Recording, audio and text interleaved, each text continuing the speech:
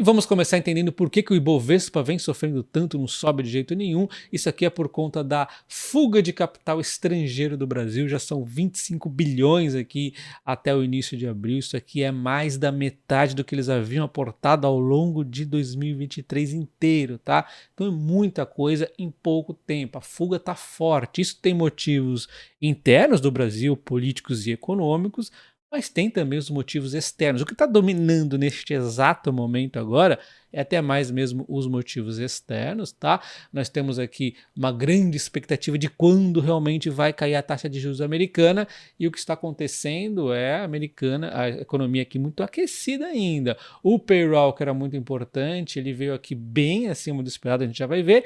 E a matéria aqui, inclusive, está com um título errado, né? Acende luz amarela para a economia do país. Acende luz amarela não, mas acende luz verde, né? A economia está muito aquecida, mas acende a luz amarela para quando realmente a taxa de juros dos Estados Unidos vai cair. Aí sim seria o correto, né? Porque o payroll está indicando aqui, ó, uma economia forte. Era esperado 212 mil vagas de emprego sendo criadas e foi criada 303 mil vagas. E o desemprego está baixo, então a economia aquecida, o que ela faz? Pressiona a inflação, mais consumo, pressionando a inflação, fica mais difícil reduzir a taxa de juros, né? Então nós temos aqui, inclusive, dados revisados do mês de janeiro e fevereiro. Fevereiro até que desceu um pouquinho, mas olha só, janeiro subiu consideravelmente, 256 e 229. Então a revisão também foi aqui mostrando que a economia está aqui ainda muito aquecida. Enquanto a taxa de juros americana foi mantida em 5,5%, a inflação aqui vem resistindo na queda, né? Inclusive ela vem surpreendendo aqui um pouquinho, bem pouquinho, negativamente recentemente, mas o problema é que ela vem surpreendendo negativamente, né? Vem vindo um pouquinho mais alto depois de alguns períodos aí do ano passado ter surpreendido positivamente, né?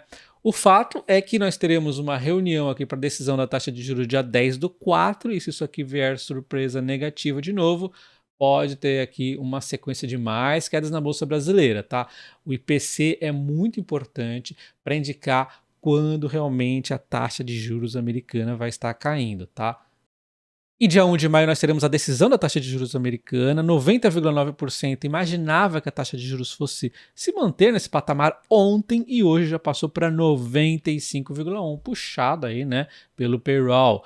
E em junho a situação ainda fica mais nítida aqui, como o pessoal já começou a fazer uma precificação diferente. Ontem era 35% achando que a taxa de juros ia se manter, a grande maioria aqui achando que realmente iria cair, ou 0,5% ou 0,25% pelo menos, e hoje agora 46,9% está achando que a taxa de juros vai ser mantida. Já está quase metade do pessoal está achando que em junho, dia 12 de junho, ainda será mantida a taxa de juros, tá? Então olha só como mudou. Mais um ou dois dados aqui negativos, o pessoal já começa a já precificar que a taxa de juros não vai cair nem mesmo em junho. E o que acontece é que o pessoal está vendendo ações brasileiras para migrar para outros tipos de ativos, como por exemplo a renda fixa nos Estados Unidos, rendendo aqui 5,5% ao ano, né? Eu mesmo estou aqui deixando minha reserva de oportunidade na Coinfury aqui, tá? Então está rendendo ali para mim 6% ao ano, que é 0,5% a mais da taxa de juros americana. E aí, um rendimento bacana, estou rendendo 6% ao ano em dólar, né? Óbvio que eu não vou vender as ações brasileiras para colocar na renda fixa de lá, mas eu estou deixando ali como reserva de oportunidade, esperando algumas realizações na Bolsa Americana, e eu vou sempre aportando. Minha prioridade é sempre ações, tá? Mas só que, eventualmente, a gente deixa ali na reserva de oportunidade prontinha, esperando uma queda, né? E outro ativo que tem surpreendido é o ouro, tá? Então, qual é a dinâmica que acontece no ouro? Quando a taxa de juros americana cai, o ouro sobe, né? Ele ganha atratividade. Quando a taxa de juros americana sobe, o ouro perde atratividade porque o pessoal prefere a renda fixa muitas vezes e acaba caindo.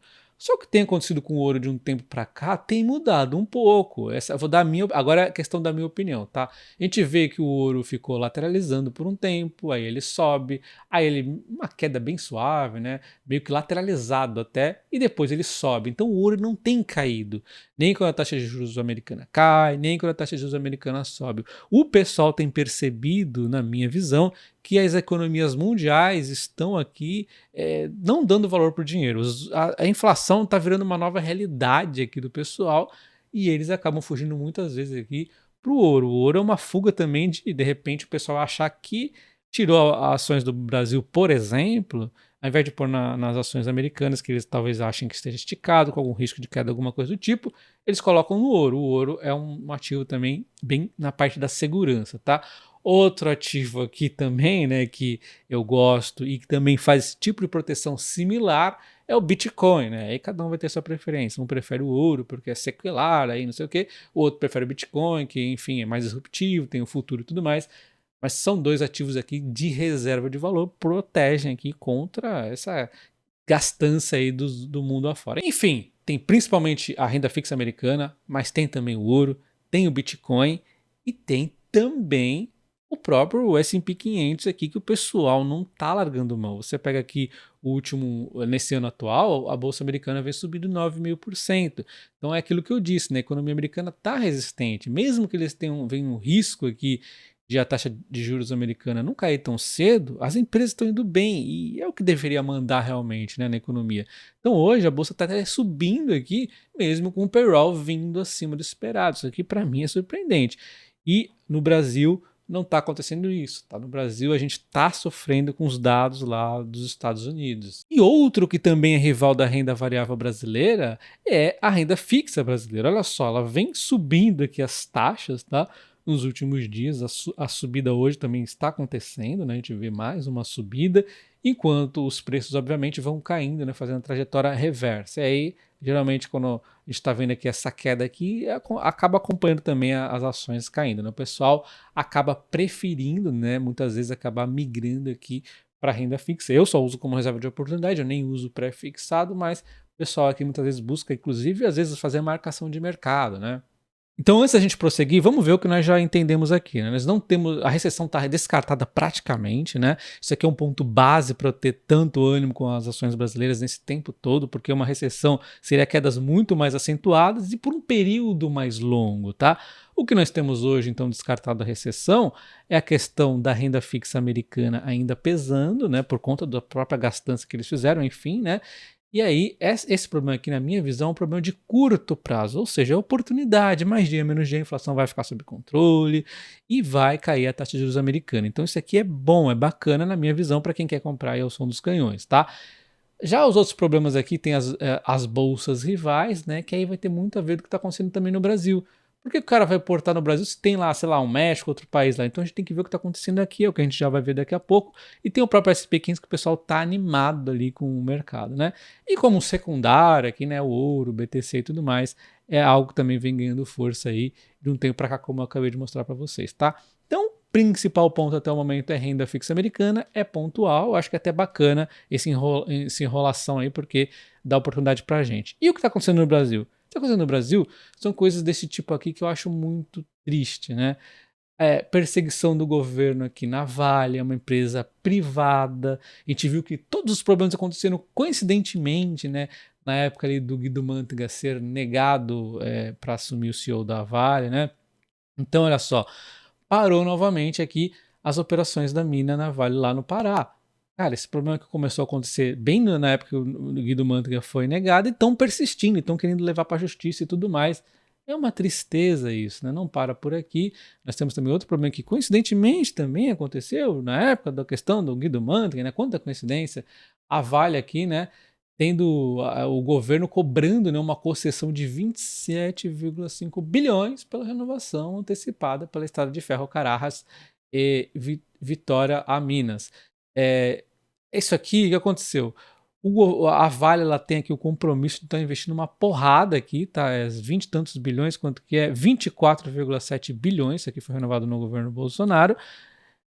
Vai até 2057. Então, assim, isso aqui já é meio que o suficiente. Olha onde você vai arrumar aí empresas querendo investir tanto, né? Você tem que dar graças a Deus que tem uma empresa querendo investir tanto. Aí vai lá, o governo inventa, né, uma outorga num valor tão gigantesco. Você até poderia pôr alguma coisa, mas, cara, 27,5 bilhões para uma empresa que está investindo no país. Não quer que invistam no país, a Vale está investindo. A única coisa que ela vai pegar em troca é usar as linhas ali. Caramba, tá investindo no país, né? E o cara vai e cobra 27, é muita ganância, né? E aí, pelo menos aqui tá dizendo, né, a União, aliás, a Vale que estão aqui costurando acordo com o governo, mas eu acho uma tristeza isso. Isso aqui é um retrocesso no Brasil. Já a Petrobras é uma bagunça, né? Vamos lembrar que o Jean Paul Prats é do PT, o presidente da Petrobras, ele está ameaçado no cargo porque estão querendo ser mais populista que um cara que já é do PT, né? Só que o Jean Paul Prats ele tem um bom senso, pelo menos. O cara ali, ele atua, ele conhece o setor do petróleo e ele está indo contra algumas vontades aqui do ministro de Minas e Energia, que é um populista nato, né? E aí estão nessa intriguinha e querem aqui tirar o Jean Paul Prats. Vão por quem, né? Vão pôr o Manteiga? Vão pôr que porcaria aí? Então, assim, não tem nem o que dizer sobre a Petrobras.